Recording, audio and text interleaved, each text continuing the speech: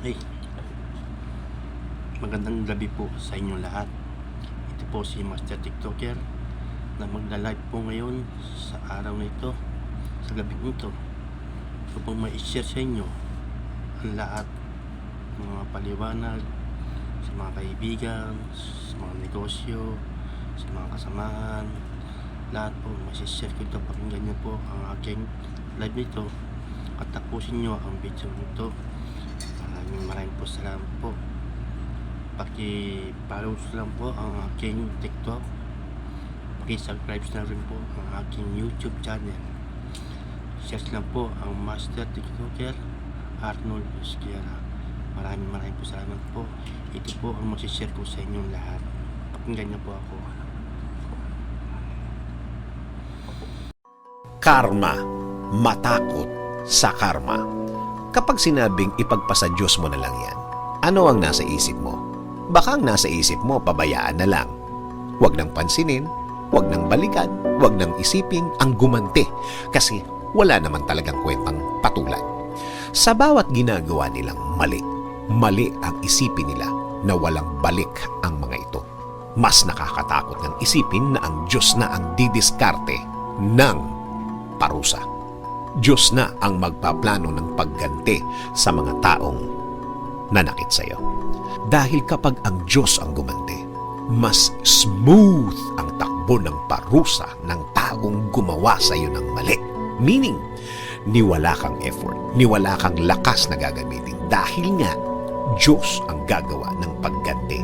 Hindi ba mas nakakakaba yun? Isa pa, wala kang dapat i-explain sa Diyos kung gaano kasakit ang ginawa ng taong yun sa iyo. Alam niya kung ano ang nangyayari at nangyari sa nakaraan.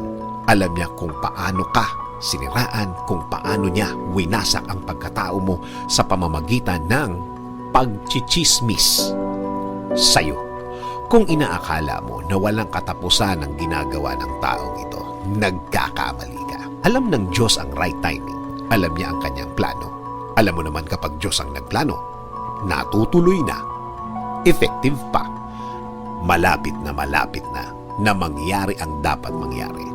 Walang nasasayang na oras, walang nasasayang na pagkakataon. Lahat ito gagamitin ng Diyos sa pagtupad ng kanyang pangako na siya ang bahala sa iyo. At kapag nag-umpisa na ang plano niya, huwag mo nang pakialaman, huwag kang pumasok sa gagawin niya. Ituloy mo lang ang ginagawa mo. Ituloy mo lang ang tahimik na buhay. Ituloy mo ang hindi pagpansin.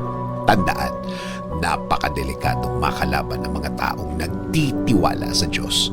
Ulitin ko ha, para maramdaman mo at maalala mo kung gaano kakalakas, kung gaano kalakas ang kakampi mo. Napakadelikadong makalaban ang mga taong nagtitiwala sa Diyos dahil ang mga taong ito ay naniniwala sa power ng Diyos, sa timing ng Diyos, sa plano ng Diyos. Sila yung mga taong alam nila na magbabago ang sitwasyon at alam nila na papabor sa kanila ang mga susunod na kabanata. Ang mga taong ding ito ay walang pagdududa sa mga puso nila. Dati na silang tinulungan ng Diyos, dati nang gumaan ang buhay nila at nakita nilang sumama ang kalagayan ng mga nanira sa kanila, mga taong bumastos sa kanila. Ang problema, di sila magbabago ng tiwala sa Diyos. Di sila hihiwalay sa Diyos. Patuloy silang magsasawalang kibo. Hindi lalaban yan. In any way and in any form. Kung ikaw ang kalaban ng mga yan, mabuti pang tigilan mo na sila. Sa ikakabuti mo na din. Sabi nga sa Romans 12:19, do not take revenge, my dear friends, but leave room for God's wrath. For it is written, it is mine to avenge, I will repay, says the Lord. Maraming po salamat po sa inyo. Bago po sa lahat, magpapasalamat po ako at magpapaalam sa inyo sa gabing ito, sa aking pag-live. Papasalamat po sa lahat naman nag-follow sa akin, sa mga nag-subscribe sa aking YouTube channel. Maraming po salamat. Thank you very much. Mahal po kayo ni Master TikToker. I love you. Good night. Tiga Apalit, Pampanga po ako. Sulipan, Apalit, Pampanga. Salamat po. Love you.